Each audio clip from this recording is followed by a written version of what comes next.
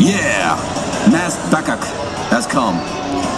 More Gunpla fixtures. Hello and welcome to another modeling video. This is Alan from the Mokanaman YouTube with another event video. Looking at the June 11th 12th combined event Oz Comic Con and Animaga, which I was also a staff member of. Melbourne Exhibition Convention Centre. Ongoing pop culture event that celebrates anime, sci-fi, superheroes, novels and anything else with a fandom or art craft community. The event space is utilised by grassroots community showing off their works or charitable efforts and traders. Typical staging spaces, celebrities and an artist alley.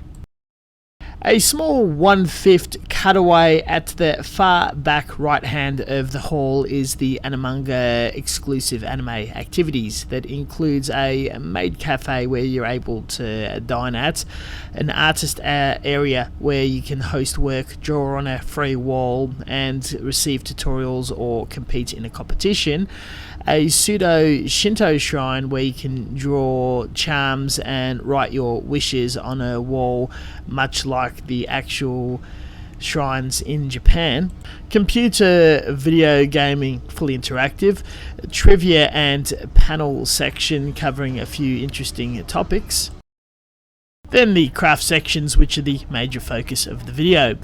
First, a mention for ball jointed dolls. Normally in Japan it's a shared space with scale modelling where tools, painting methods and finishes go hand in hand. Some scratch building goes in its own section with painting up, adding wigs, sewing clothing and all of that. It has a 2 table, 2 square meter little booth that has taken a lot more interest this year than previous, with quite a few new entries with Western and anime or Korean themed dolls. Everything from painted all the way to assembled, dressed and collectibles. It's fantastic to see this area expanding.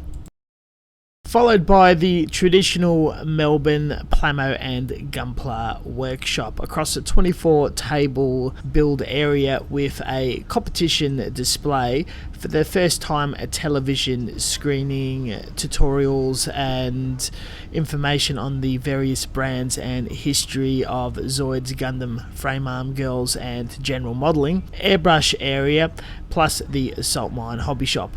With my staff, we're able to facilitate a space where we're able to demonstrate and showcase everything from people who have never touched or held a model kit before and able to build a fairly simplistic $5 project on the day, all the way to seasoned veterans or intermediate modelers who wish to brush up, see different forms of modeling, other people in action to ask questions of, and to provide inspiration and different ways of thinking or approaching your hobbies with a showcase of various tools, kits being worked off and methods. The first version of this workshop was running under different management all the way back in 2004-05 from the Manifest Con at Melbourne University. From 2015 to 2017 we were fully sponsored and had a 50-seat workshop. It is currently in decline.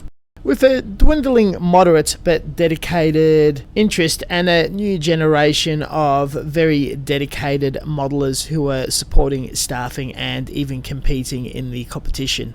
This year we have manufactured our own trophy to depict the GBWC. The turnout was a mix of attendees and staff with a very healthy variety of build styles, skill levels and selection of kits. The competition is not taken too seriously and is more of a way to encourage people to get more involved and showcase their work either in an online sphere or definitely in person at places like Model Expo and other cons like the GBWC. The display was the most popular draw card for people to have a look and take photos, including those with a passing interest. Witnessing something like this is the first step in joining the hobby and again regrowing it from where it once stood. These events would not exist without public contribution and more models on display. My little perk for coming along and doing this work is bringing my shop with a very small range of easy to build kits that I curate for a very fun experience at the event,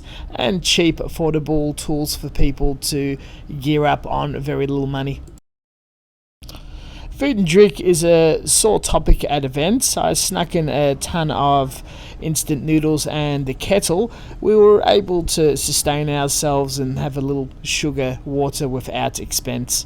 The most rewarding aspect of these events is talking to the passionate people who build, create, dress up or host their own little booths and showcase their little corner of their fandoms. Last year was subsidised and had a small turnout trying to keep cons and gigs alive. This year was given a warning to have quotas and make the event far more fuller and busier, which did personally frighten and concern me deeply, as the hobby is on a decline. I'm honestly dreadful and was looking for an out to this event, but with the support and the amount of people came, I saw a lot of hope, potential and a new future with people taking interest in the hobby and who will hopefully take over.